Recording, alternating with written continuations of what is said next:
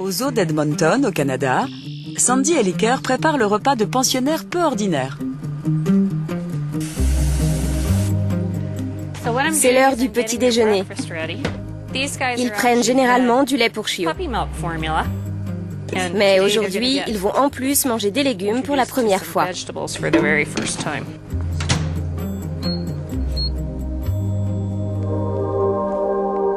Sandy s'occupe de 2 bébés pandas roux, baptisés Pip et Ty.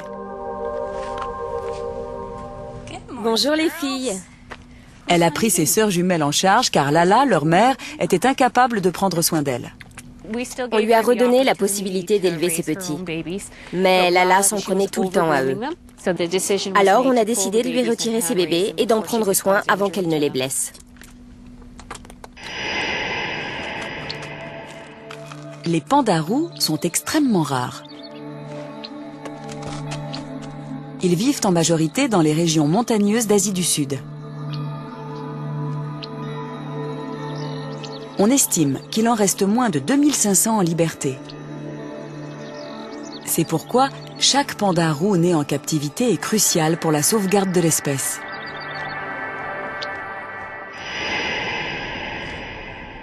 Pendant les premiers mois de leur vie, seule Sandy était autorisée à s'approcher d'elle afin d'éviter tout risque d'infection.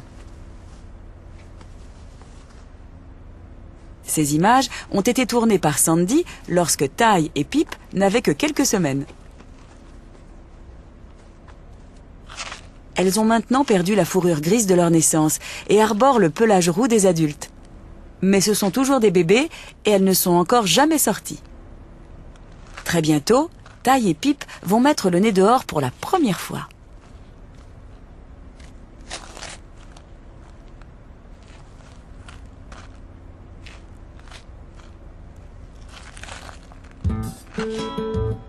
Pour l'instant, elles ne pensent qu'à jouer.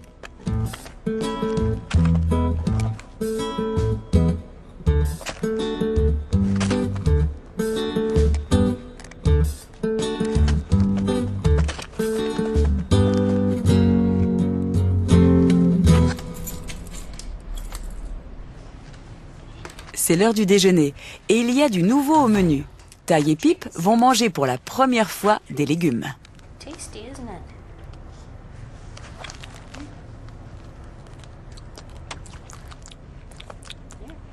C'est un vrai festin.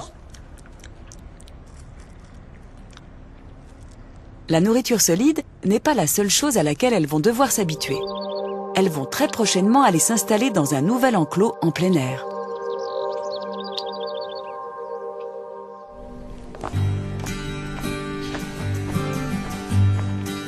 Pour les aider à prendre de l'assurance, Sandy a mis au point une méthode progressive.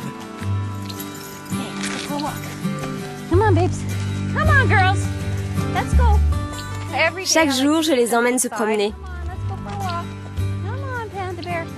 Le soleil leur fournit de la vitamine D qui les aide à fixer le calcium, ce qui est primordial pendant la croissance. Et elles se familiarisent avec la terre, les arbres et les différentes odeurs. C'est un apprentissage du comportement habituel qu'elles doivent avoir. Pip et Ty sont encore très dépendantes de Sandy, mais elles ne doivent pas trop s'attacher à elle. Cela pourrait interférer avec leur comportement naturel et les empêcher ensuite de se reproduire. Sandy va devoir s'effacer peu à peu, ce qui ne va pas être chose facile après avoir pris soin d'elle pendant si longtemps. J'ai toujours su qu'un jour ou l'autre, elles allaient devoir me quitter. J'ai fait tout mon possible pour les aider. C'est difficile de ne pas s'attacher à elles. Maintenant que Pip et Ty ont pris l'habitude d'être dehors, Sandy va leur faire visiter leur nouvel enclos. Une petite balade en voiture.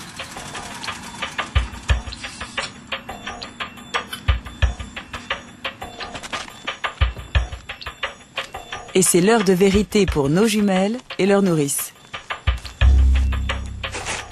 Elles seront peut-être un peu tendues au début.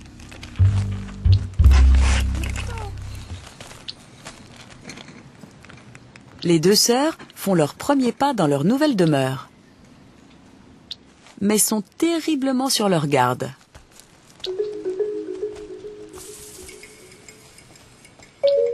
Rien à voir avec leur terrain de jeu habituel. Pip et Tai ont détecté l'odeur des précédents locataires, un couple de pandas roux adultes.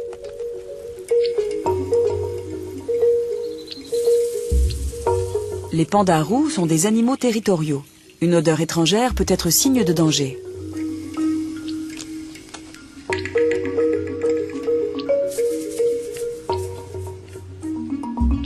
Elles se détendent.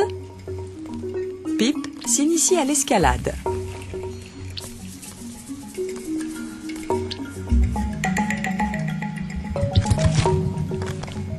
Pas très concluant comme essai.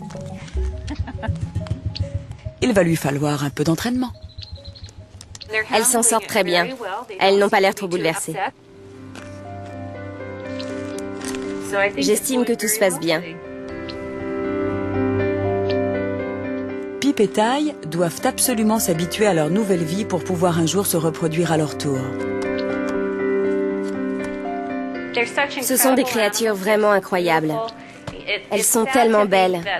C'est triste de penser que leur habitat est réduit. Et j'estime que ça vaut le coup de tout faire pour sauver cette espèce. Ce sont des animaux fantastiques.